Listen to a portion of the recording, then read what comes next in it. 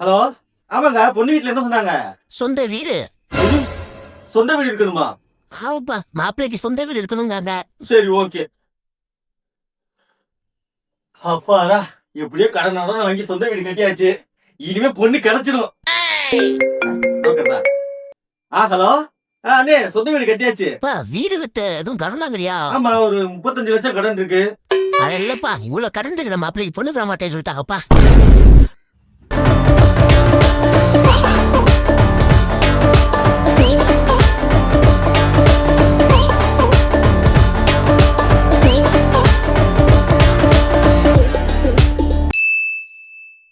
வணக்கம் தம்பி.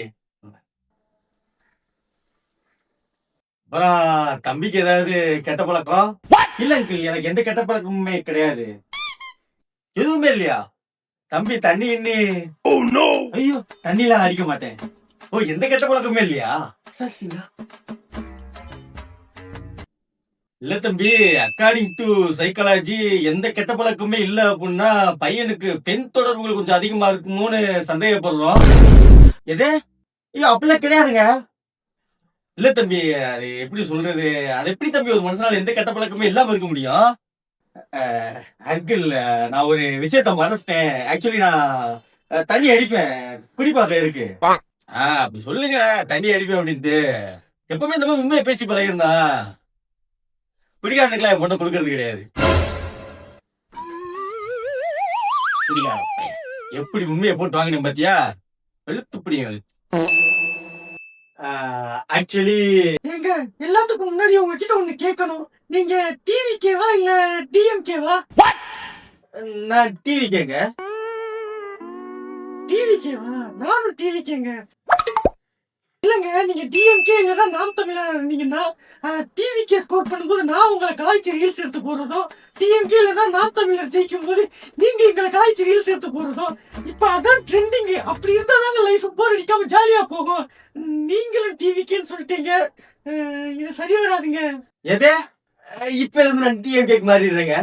இல்ல, சாரி, அது உணர்வுபூர்வமா இருக்காது. நீங்க ஆரம்பத்துல இருந்தே அந்த டிஎம்கேவா இல்லாட்டி நாம் தமிழரா இருந்திருக்கணும். ஏங்க, என்னங்க என்னென்ன ரீசன் சொல்லி ரிஜெக்ட் பண்ணாங்க? நீங்க என்ன புது விதமா ரீசன் சொல்றீங்க? சாரி, நீங்க வேற இடம் பாத்துக்கோங்க. அட போங்கடா. அண்ணே, என்ன சொன்னாங்க? இல்ல தம்பி, அந்த இடம் கொஞ்சம் வரதட்சணை எதுவுமே வேண்டாம்னு சொல்லுங்கண்ணே. அட அதான்ப்பா பிரச்சனையே. வரதட்சணை மாப்பிள்ள வேண்டாம்னு சொன்னாருன்னு சொன்னேன்.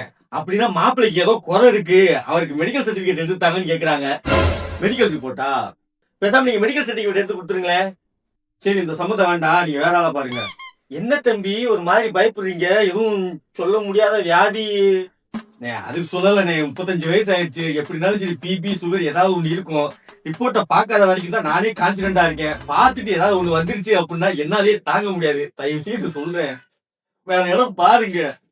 அதுவும் சரிதான், நான் வேற இடம் பாக்குறேன், எப்படியாவது பாக்குறேன்.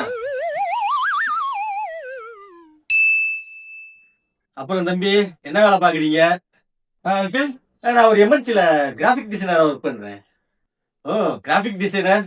இப்ப நிறைய லே ஆஃப் நடக்குது ஏஐனால சொன்னாங்க. எஸ் அங்கிள், கொஞ்சம் ஏஐனால பாதிப்பு இருக்கத்தான் செய்யுது. பட் எங்க கம்பெனில அந்த மாதிரி ப்ராப்ளம்லாம் இல்ல. உங்களுக்கு ஒன்றும் ப்ராப்ளம் இல்லையா? என்ன தம்பி, டீப் சீக் அடுத்த வருஷம் விட்டுட்டாங்க. சாட் ஜிபிடி வேற லெவல்ல போய்கிட்டு இருக்கு. இப்ப இன்க்லிங்க் வேற புதுசா வந்திருக்காம்ல, அது கூகுள் ஜெம்மா குரோக்கு எரித்தனமா ஏஐ பில்டப் ஆகிட்டு இருக்கு. அது எப்படி உங்களுக்கு பிரச்சனை இல்லாம இருக்கும்?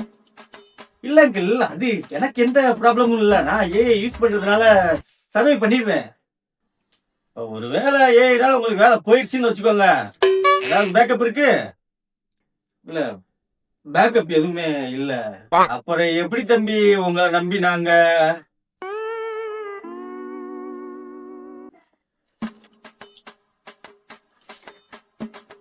முந்தையாவது பொண்ணுதான் தர மாட்டேன்னு சொல்றாங்க, இப்ப மொத்த கான்பிடன்ஸையும் குறைச்சு அனுப்புறாங்க.